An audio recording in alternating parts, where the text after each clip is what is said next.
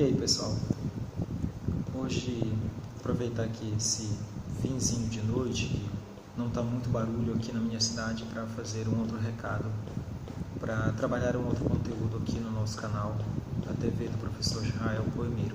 Pedir primeiro para você, você que não está inscrito, não está inscrita no canal, para você se inscrever, para você divulgar. Divulgue entre as pessoas que me conhecem, divulgue entre as pessoas que não conhecem o meu trabalho.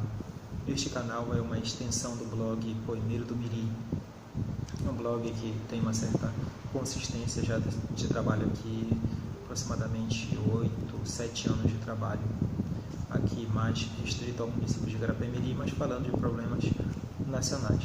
Então nós temos feito algumas discussões aqui, muito apressadamente, e agora já estamos com algumas dezenas de amigos, conhecidos, de pessoas mais distantes que estão inscritas no canal, e a gente quer convidar mais pessoas para a gente fortalecer. Se inscrever no canal, dar uma curtidinha no vídeo se gostar, compartilhar, ativar o sininho das notificações. Mas convidar você para fazer crescer esse trabalho.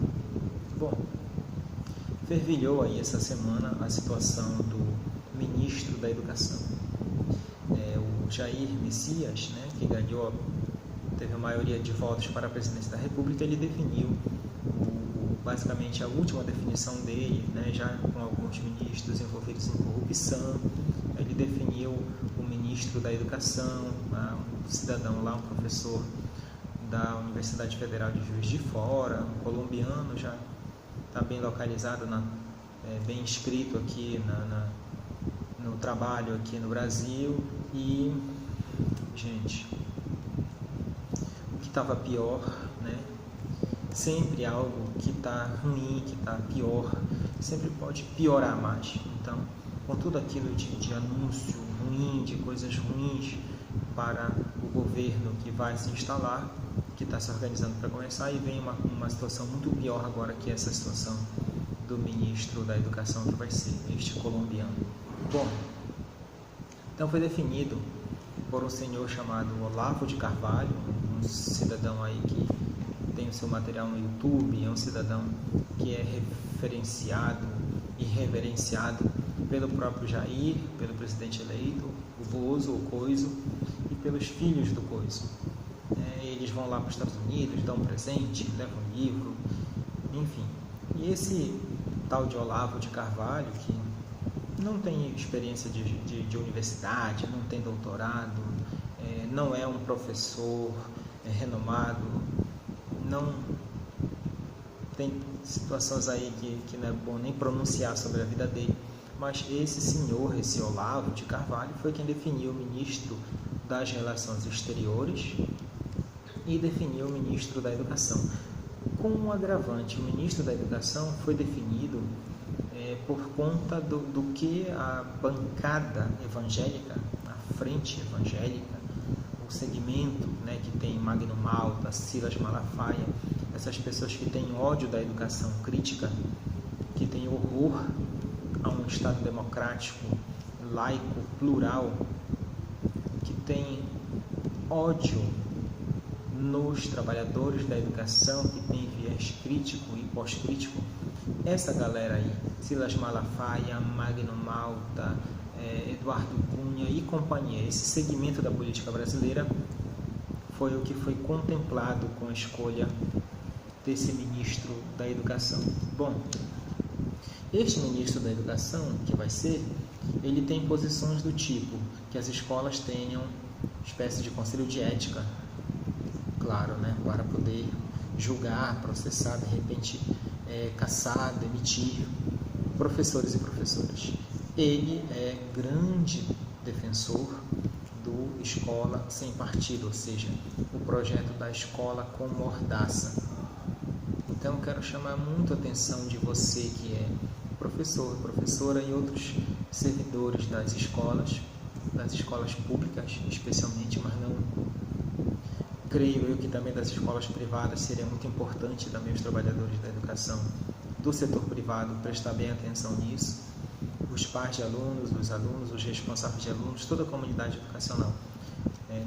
Inclusive quem está fora da escola, quem não tem filho na escola, enfim, a prestar bem atenção nessa questão. Um ministro da educação que tenha ojeriza a educação laica, plural, que seja contra os princípios da LDB, da livre manifestação do pensamento, da liberdade para aprender, para ensinar, divulgar o saber, divulgar a arte. Um ministro que seja a favor da mordaça aos professores, que seja a favor de colocar tentar colocar freios no trabalho dos professores. Um ministro desse tipo, ele causará, inevitavelmente, na imensa maioria dos professores e professoras do Brasil, ele causará um sentimento de desmotivação. Para alguns trabalhadores, um sentimento depressivo. Para alguns, a fuga da escola. Para alguns que ainda podem trabalhar 10, 15 anos, mas que, fazendo uma conta, já podem se aposentar, fazer esses pedirem aposentadoria. Um ministro com esse perfil, constituindo um Ministério da Educação que tenha a anuência de Magno Malta, Silas Malafaia, Alexandre Frota e outras pessoas, né? A enlouquecida Janaína Pascoal, algoz da democracia brasileira, algoz, né? Uma das algozes de Dilma Rousseff. Um ministro com esse perfil, a tendência é que ele faça um grande estrago na educação pública brasileira, que tem que ser laica, plural, que quem é de direita tem que defender, que quem é de esquerda tem que defender as suas posições, que quem quer defender os princípios A, B e C possam defender. Claro, desde que não venham a promover o fascismo, não venham a promover o nazismo nas escolas brasileiras e nas universidades brasileiras. É um cenário que se espera que a escola viva um ambiente de democracia. Pois bem, um ministro com esse perfil, ele faz exatamente o contrário. Ele vai ser o grande motor da mordaça, né, da perseguição aos professores e professoras do Brasil que fazem um trabalho bom, um trabalho ótimo, ou seja, aqueles que não fazem um trabalho medíocre. Então, quem trabalha para verdadeiramente formar consciência crítica, para formar os sujeitos que vão se inserir na sociedade com consciência crítica, esses bons professores, excelentes professoras, serão atacados, serão vítima dessa situação, né, que está como nuvem para o MEC, né? O ódio desse segmento que, atrelado ao presidente eleito, o ódio dessas pessoas à educação crítica, né? O ódio verbalizado por eles, inclusive no programa de governo que ganhou as eleições, né? Que dizia em eliminar Paulo Freire da educação pública brasileira, eliminar Paulo Freire da educação brasileira. Esse segmento, esse tipo de gente que quer um outro projeto de sociedade que não é um projeto fincado na democracia. Esse tipo de gente, na gestão do MEC, você que é pai responsável, mãe de aluno, enfim, ele vai fazer uma grande desmotivação, ele vai fazer com que os professores venham a ter mais desinteresse pelo trabalho, com a proposta, possivelmente, de congelamento de salários, de fim de concurso público, fim da estabilidade do servidor público, processos administrativos para professores críticos. Isso tudo vai fazer com que os seus filhos, e aí é muito interessante, porque você pode ter votado no Bolsonaro ou votado no Haddad. A proposta de Bolsonaro é para mim é uma proposta de destruição da escola brasileira tal qual nós queremos, e a proposta de Fernando Haddad era a melhor ou a menos pior naquele momento. Você pode ter votado num projeto ou no outro, agora eu não discuto mais isso. Você fez a sua escolha, mas é a educação dos seus filhos que está em jogo. Se a sociedade não se levantar, se o povo não ocupar as redes sociais, se as escolas não tiverem apoio dos pais e responsáveis para grêmios escolares, para conselhos de classe, assim como as universidades públicas ganharem o apoio da sociedade, se os professores não tiverem adesão, não tiverem o incentivo, não tiverem o apoio dos pais, dos responsáveis, das lideranças políticas, se não houver uma corrente positiva em torno da escola básica, da universidade, da escola pública, se não tiver, a equipe do MEC, a equipe de Bolsonaro, ela vai minar dia a dia a esperança, o sonho, os ideais, a vontade de fazer uma educação cada vez melhor, de qualidade. E o Brasil vai continuaria, nesse caso hipotético, o Brasil continuaria a estar nas últimas posições, né, nos ranqueamentos em termos de educação internacional. Por quê? Porque professores e demais trabalhadores em educação que viessem, no exemplo que eu estou dando, a trabalhar sem motivação, eles certamente iriam ter um trabalho que não é o melhor trabalho que eles poderiam fazer, tendo esse tipo de governante e tendo esse tipo de perseguição, de postura persecutória. A tendência é que eles comecem a fazer um trabalho de qualidade inferior à qualidade aquela que eles gostariam e que eles poderiam fazer. Então, assim, governo federal, governo central, o MEC, perseguindo professores, fazendo uma política de perseguição de professores, já começa pelo fato de que os professores que estão na rede perdem a motivação para estudar, para continuar estudando, para continuar a qualificação, já começa por aí, e segue por outros e outros prejuízos que vêm em cadeia. Por exemplo, um prejuízo, uma consequência dessa realidade é justamente o adoecimento de professores e professoras. O adoecimento, eles precisando pedir licença, eles precisando fazer acompanhamentos psiquiátricos. Essa ideia de que a polícia vai intensificar a entrada em escolas para dar flagrantes, que alunos denunciando professores, que lei da mordaça sendo aprovada, que os professores se sintam ameaçados no seu trabalho, né, que as forças policiais invadam o estabelecimento de ensino, invada a universidade, que as forças policiais sufoquem essa autonomia dos professores, o que já aconteceu de certa forma aí antes da votação do segundo turno.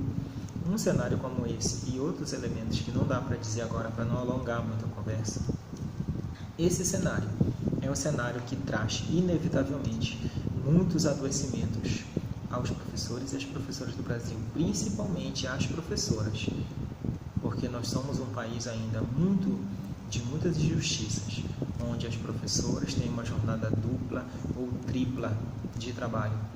E elas, a tendência é que elas até adoeçam mais do que os professores, do que os homens. Isso é só hipotético.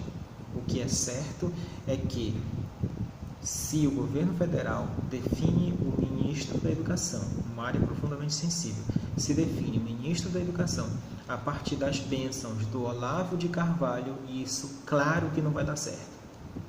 Não tem chance de dar certo.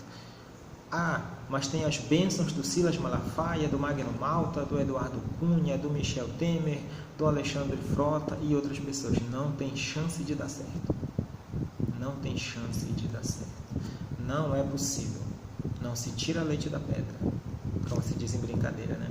Árvore boa não dá frutos ruins, árvore ruim não dá frutos bons. Não se tira leite da pedra, não se arranca cabelo em ovo. Ovo não dá cabelo. Olavo de Carvalho não pode dar bom resultado para a educação brasileira. Eu era crítico da gestão do Paulo Renato Souza, mas ele deixou um legado, um trabalho bom, relativamente bom. O ministro da Educação, Fernando Henrique Cardoso, muito pior do que eu gostaria, mas infinitamente melhor do que seria um ministro de Bolsonaro. Haddad e outros ministros, em comparação com Paulo Renato Souza fizeram um trabalho excelente, mas ainda assim, o ministro da Educação do Fernando Henrique daria de 10 no ministro da Educação que um Jair Bolsonaro e seus filhos coloquem. Se alguém votou no Jair Bolsonaro e se alguém ouve meu trabalho, lê meu trabalho e votou no Jair Bolsonaro, depois a gente conversa para a gente ver qual a sua parcela de responsabilidade no futuro da educação brasileira. A gente conversa sobre isso depois. Hoje eu só quero chamar a reflexão para essa questão. A educação é coisa seríssima. Você, pai de aluno, mãe, avó, todos vocês, e até os alunos, prestem bem atenção numa coisa. Se quem dá aula não tiver motivação para dar aula, se não tiver afim, de fazer um excelente trabalho, se não tiver estímulo para fazer um excelente trabalho, tudo indica que a qualidade da educação cai. E se tiver essa perseguição que está tendo, esse ódio que está tendo, e se quem manda e desmanda no MEC é quem não gosta da educação, você acha que tem chance? Se você gostou, curte, compartilha, se inscreva, ative o sininho, ajude o canal a ficar mais forte. É uma extensão do blog Poemeiro do Mirim, www.poemeirodomiri.blogspot.com. Outra hora a gente volta a conversar.